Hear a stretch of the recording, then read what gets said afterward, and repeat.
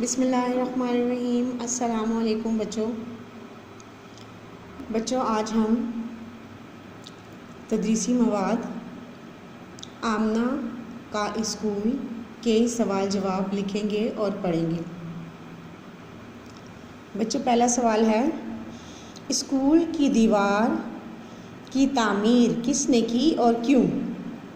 جواب، آمنہ کے اسکول کی دیوار احمد چچا نے تعمیر کی کیونکہ وہ مستری تھے۔ سوال نمبر 2، اسکول کے بچوں کے لیے لکڑی کی کرسیاں اور میز کس نے بنائے اور کیوں؟ اسکول کے بچوں کے لیے لکڑی کی کرسیاں اور میز ارشد چچا نے بنائے کیونکہ وہ بڑھئی تھے۔ سوال نمبر 3، اسکول کے بچوں کی وردیاں کس نے سلائی کی اور کیوں؟ اسکول کے بچوں کی وردیاں افضل چچا نے سلائی کی کیونکہ وہ درزی تھے۔ اسکول کے بچوں کی وردیاں افضل چچا نے سلائی کی کیونکہ وہ درزی تھے۔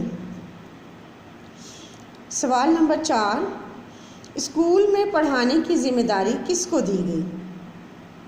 جواب، اسکول میں پڑھانے کی ذمہ داری آمنہ کی خالہ کو دی گئی۔